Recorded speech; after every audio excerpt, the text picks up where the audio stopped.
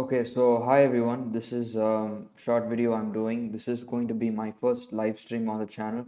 I apologize if anything doesn't work or if there's any issues. It's bound to happen, especially since it's the first time.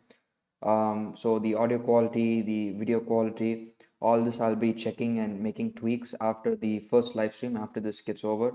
So this is going to be quite short, and the main thing that I'm planning to accomplish during this live stream is to just have a casual chat in case anyone joins and give a brief overview and walkthrough of my desktop setup right now. So this is my personal laptop or computer, and I started using Linux for like the past 6 months. And what you see over here is a window manager. So this is very different and minimal compared to a general desktop. If you're using Linux, you do have an option to use a normal desktop, just like you have on Windows or Mac OS. But here on much more minimal. If you have much more older hardware, then this might be an option. But even if you don't have old hardware, if it's much more better and if it's capable of running something with which has a higher graphics requirement, still I think a window manager is quite good.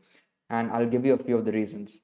So in a window manager, you open applications using keyboard shortcuts or using a launcher. So a launcher is similar to searching something on Windows and just hitting enter, searching for some kind of application or opening Spotlight on Mac OS, but it's specifically for apps, for programs. So by default, I'm using a window manager called i3. There are so many you can choose from. And on i3, by default, it uses something called D menu, but that's a little old school and it's very difficult to customize. So a modern alternative that they actually recommend is called I think Rofi, I think. So the default key binding is the mod key and then D. The mod key can be anything you want. So it's the super key usually by default, or it might be the alt key or the control key. And then once you hit this, it opens up the launcher. So this is, extremely bare bones. I didn't like the initial color. It looked really ugly. So I just made it, this monochrome color. I need to customize it later. They've changed it a little bit. So it's hard to actually get it right. So, but this is actually much more customizable. And now you can type the name of the program. So for example, I can see Brave is the browser that I use. I don't have Chrome installed, but I have something called Obsidian for my notes. I have OBS Studio, which is a software that I'm using to stream.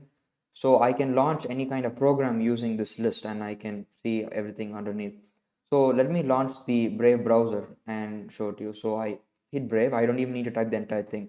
I just hit B and it shows up. So hit enter.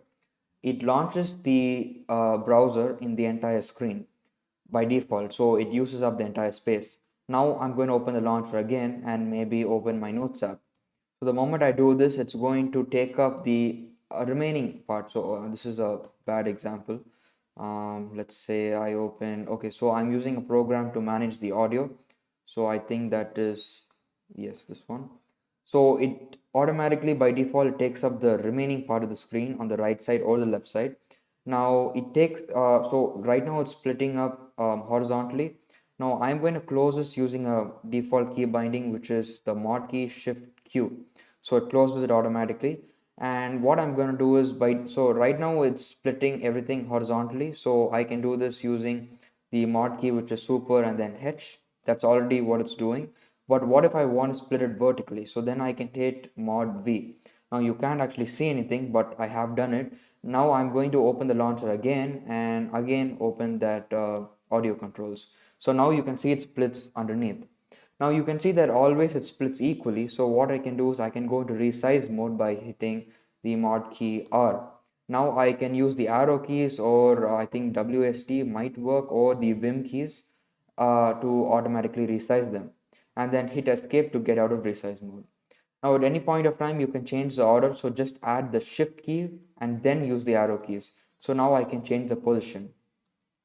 So it's quite versatile, and the reason I like this is a lot of times when you use a traditional setup, you often forget all the you forget about all the apps or windows open, and a lot of them are just minimized, hitting just whiling away while you actually don't need them. So over here you have a very good idea of what's there, and you properly optimize the space that you have on your screen. So it's very easy to see anything, especially when multitasking, it's very easy.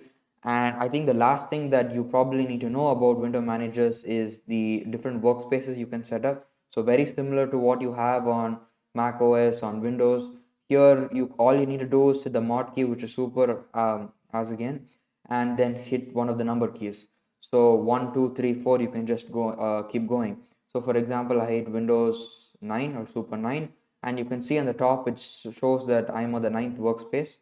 And you can also set names for the workspace. So for example, the fourth workspace I've named it as music. So when I hit Windows 4, I can see it shows up as music. So this is very good way of utilizing your desktop, in my opinion, and this is what I've been trying out for a while. So just wanted to give a brief overview. Again, if you're watching this, it means a lot. So I hope you can leave any comments, feedback, or suggestions so that I can improve next time. And I will be looking at the recording to tweak all the settings. So I'm probably going to be streaming at least once a week. So if you're there, you can catch it live or the recording. So thank you for watching.